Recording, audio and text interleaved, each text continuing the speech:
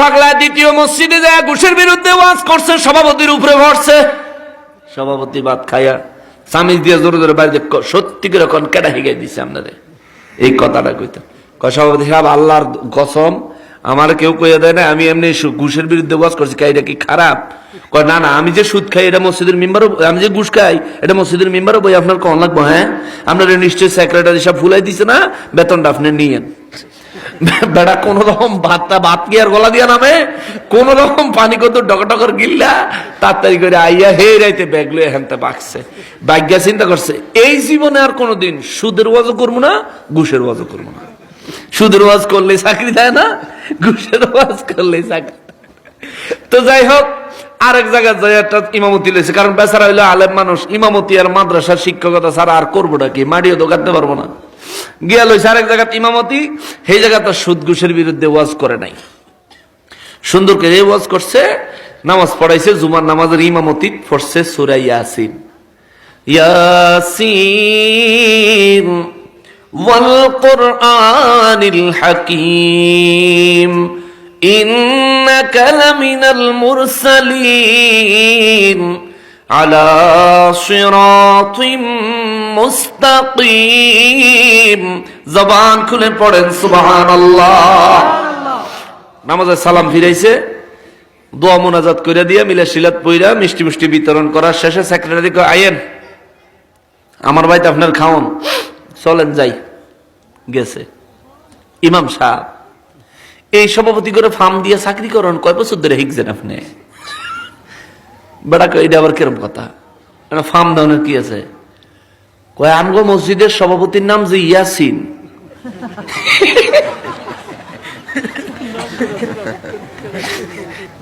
এটা কি নামাজের ভিত্তি কন লাগবো?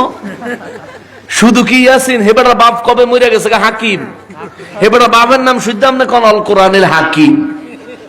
কোন কোন ক্লাসের সেক্রেটারি? চিন্তা করেন, হেবেটা বাপ মরে গেছে, বাবার নাম শুদ্ধ কইলেন, আবার হেবেটা দাদার নাম মুরসালিন, হেবেটার নাম শুদ্ধ কইলেন ইন্নাকা লামিনাল মুরসালিন।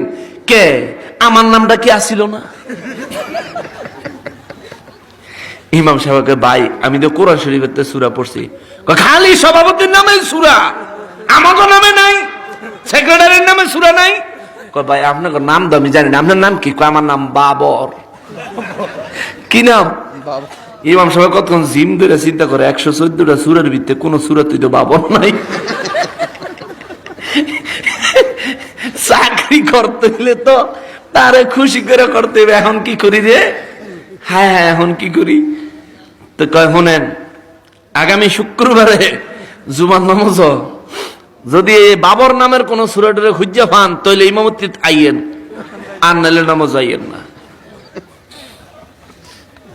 বেড়া ইমাম সাহেব তাও কোন রকম দুগা খাইয়া এক সপ্তাহ বইরা তাহাজ্জুদের নামাজ পড়ে আর আল্লাহর কাছে দোয়া করে, আল্লাহ আগামী শুক্রবারে যেন এটা যেন অসুস্থ হয়ে ঘুরে তাই এটা জানি মসজিদ নাই, এতে মসজিদে আইলেই তো আমার এই বাবর সূরা দিয়ে নামাজ পড়ান লাগবো। এক সপ্তাহ বইরে সারা কোরআন শরীফে বাবর নাম খুঁজে হয় না।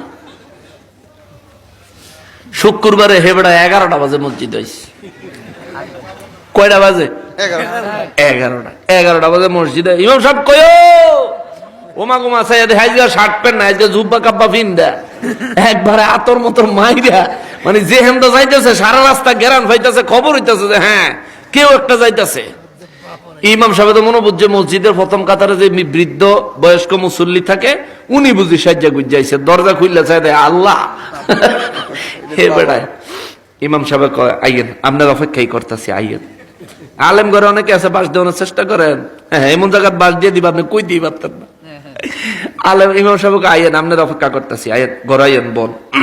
আইসে তো সেক্রেটারি সাহেবের অস্বাভাবিক অবস্থা দিকে আগে আগে মসজিদে যারা আসে হেরাও মসজিদের তারা বাইরে আইসে, কিরে এটার জীবনে দেই না ভান্দাই ফিনতে, আজকে ভান্দাই ফিনতে একেবারে ইমাম সাহেবের রুমও মুরব্বীরা আস্তে আস্তে আইসে। তাও মুরব্বীরা খেয়াল করছে যে ইমাম সাহেব মাত্র আইলো, পয়লা জুমাটা পড়াইলো, সারাটা সপ্তাহ মনটা ভালো বোঝা গেল না। দেখবেন মুরব্বীরা ইমাম সাহেবগুলোকে যারা চলে এরা কিন্তু এগুলি খেয়াল করে, ইমাম সাহেব মনটা খারাপ নেই, নিশ্চয়ই পরিবারের সমস্যা, সেগুলি আবার জিগায়। ইমাম সাহেব এই বৃদ্ধ এলাকার লোকেরা বুঝছে যে নিশ্চয়ই ইমাম সাহেবের মনটা খারাপ, আবার সেক্রেটারি এলেও না জানি কি হয়, নতুন ইমাম সাহেব যাই একটু 4-5 জন গিয়ে ইমাম সাহেবের রুমে বইসে পরে নি ইমাম সাহেবরে সেক্রেটারি কি কি খবর কি আপনার? আলহামদুলিল্লাহ ভালোই খবর, ভালোই খবর ভালোই। হ্যাঁ কি সুরাটা পাইছেন নি? পাইছি, এখন সুরাতটা পাইছি, এখন আমি আপনার শোনাই, আপনার যদি মন মতো হয় তাইলে এটা দিয়ে আমি নামাজ পড়াবো। শোনাইবেন? আচ্ছা ঠিক আছে কন। ইমাম সাহেব কয় আউযু বিল্লাহি মিনাশ শাইতানির রাজীম বিসমিল্লাহির রহমানির রহিম ইয়া আইয়ুহাল বাবর আনতা কালাবা ওয়াজাদুকাল হিমার ওয়া বাবুল খিনজির। কয় বাহ, চমৎকার হইছে, এটাই আজকে তোমার নামাজ, এটাই পড়বেন। কই এটা পড়লে আপনি খুশি নি? খুশি। আর মুরব্বীরা যারা আছে কই ইমাম সাহেব এই জীবনে যত হুজুরের পিছে নামাজ পড়লাম জীবনে সূরা শুনি নাই, আপনি এটা কইতে লইছেন? কইও মুরব্বী কথা কইেন না, চাকরি টিহানের লেগে আর কোন উপায় নেই। মুরব্বীকে বুঝছি, মুরব্বী বুঝছে কথাটা, বুঝছে মুরব্বীকে আচ্ছা ঠিক আছে চাকরি নাইলে টিহাইবেন। এখন সূরা যে পড়লেন প্রত্যেকটা সূরারই তো একটা ব্যাখ্যা আছে নাকি, তাফসীর আছে নি? কয় আছে। কই এই সূরার তাফসীরটা কই এখন? কয় আমরা তো আরবি পড়া লাইলাম। কয় না বিপদের কি আছে, সূরা যখন আপনি সেক্রেটারির নামে সূরা বিছনে পাইছেন তাইলে এটার তাফসীর করেন। এখন কত তাফসীর করলে তো আপনি সেক্রেটারির টাকাল দিব কে, হেমিয়ারে সামাল দিবেন কে? মুরব্বী কয় আমি এখানে আছি, আমি এলাকার মুরব্বী, আমার সামনে হেমিয়া কোনো সময় আপনার খারাপ ব্যবহার করতে পারতো না, আমি খারাইছি, আপনি কন। এখন ইমাম সাহেব কয় তাইলে আপনি অবয় দিলে আমি কই? কন। কয় আমি কইছি ইয়া আইয়ুহাল বাবর, ওরে বাবরের গোষ্ঠী, আনতা কালাবা, তুই একটা কুত্তা,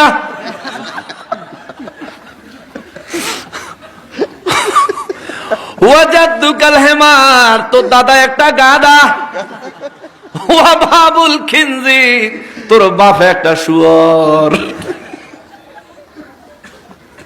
মুরব্বীকে একদম উচিত সূরা বানাইছেন। কিও বাবা সূরা এটা ফরতুনি নামাজ? কয় আর জীবনে কোনোদিন ও মা বসাই আর জীবনে কোনোদিন হুজুর ঘরে প্রেসার দিব না, হুজুর আপনি নামাজ পড়াইয়েন, আপনার মতোই পড়াইয়েন।